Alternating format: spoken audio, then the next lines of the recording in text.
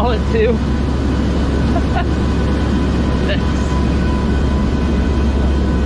Gotta keep these pockets zipped.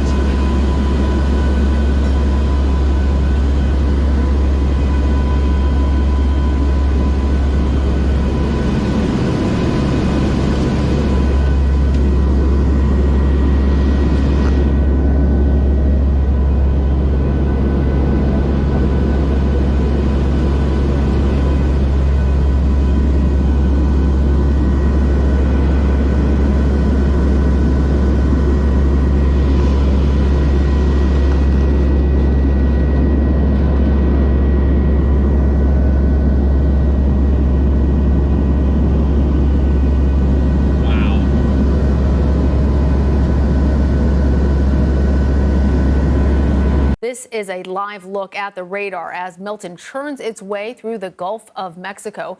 The storm has fluctuated in strength throughout the morning, but it is expected to hold its intensity and make landfall later tonight as a Category 3 storm.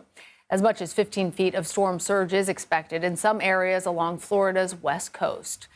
Milton will be the second potentially deadly storm to hit Florida in as many weeks. Many communities are still reeling in the aftermath of Hurricane Helene, which killed at least 238 people. Helene also decimated some areas, inundating towns with floodwaters, downing power lines, and leaving debris scattered in the streets. Now, officials have expressed concerns that remnants from Helene could become projectiles once Milton makes landfall. This dramatic video I want to show you now from the International Space Station demonstrates the incredible size of Milton. You see it swirling there as it approaches Florida's Gulf Coast. And it has already sparked tornadoes in the southern part of the state. The National Weather Service reported at least 2 so far since this morning. The state's also expected to warm up throughout the afternoon, and that is worrying because the heat can fuel severe thunderstorms in the area. Governor Ron DeSantis has issued a state of emergency in more than 50 of the state's 67 counties. He says there is still time to evacuate, but that time is limited. The state's airports are closed as millions of Floridians are urged to leave their homes in search of safety. And President Biden is urging everyone to heed the warnings. To save lives and livelihoods, I want to emphasize a few things. First, many communities in Hurricane Milton's path do not have a moment to catch their breath between Helene and Milton. 2 historic storms in 2 weeks. I want to thank everyone who has followed local guidance to evacuate ahead of landfall. I know it's really tough leaving behind your home, your belongings, everything you own. But I urge everyone in Hurricane Milton's path to follow all safety instructions as we head to the next 24 hours. It's literally a matter of life and death.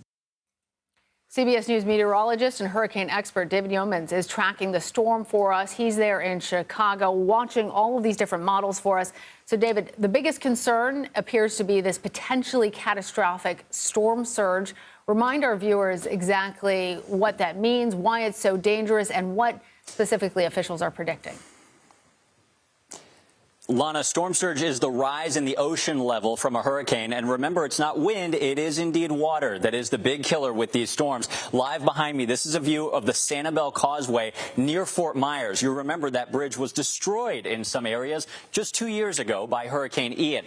Here's the view from space. You saw from the International Space Station. This is our best high-resolution satellite up above the Gulf, looking at Hurricane Milton as it beelines for the Tampa and Sarasota area. We just got a brand new update, and the storm has continued to, we'll call it weaken. It's still a powerful Category 4. Winds just jumped down from 145 to 130 miles per hour. This storm may not weaken much more before landfall. Outer rain bands already producing a handful of tornado warnings. Now 3 confirmed touchdowns and counting in South and Central Florida. And notice the hurricane force winds in the orange and red are still offshore, but the yellow, that shows tropical storm force winds already on the west coast of Florida. You need to be in your storm shelter right now and stay in that safe place until the storm has passed. Here's the latest track from the Hurricane Center. Likely a high-end Category 3, low-end 4. Significant hurricane, one of the strongest to ever hit the west central coast of Florida. Landfall most likely between Tampa Bay and Fort Myers, possibly right over places like Sarasota.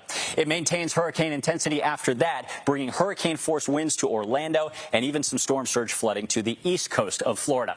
Storm surge is a big concern, and wherever this eye makes landfall and and just to the south, 10 to 15 feet of ocean level rise is expected. Lana, back to you. Well, David, I want to follow up on a couple of these points because, as you rightfully note, people may be listening to us in their protective areas, watching us from safety. And part of what is concerning about this is not merely the tornadoes and the storm surge, but that it's expected to maintain hurricane status after hitting ground. And oftentimes we see that once it hits ground, it weakens. But Milton is kind of a different animal. Talk us through what people need to be aware of as they're hunkering down right now.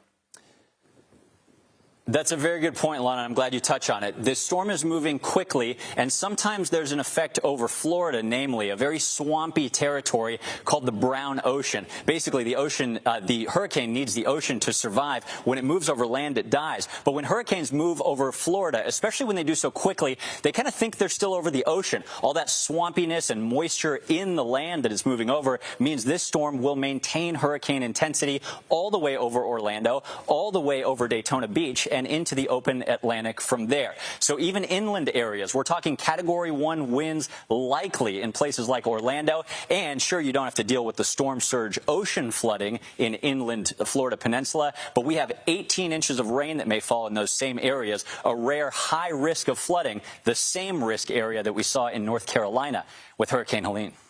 All right, David Yeomans, thank you very much.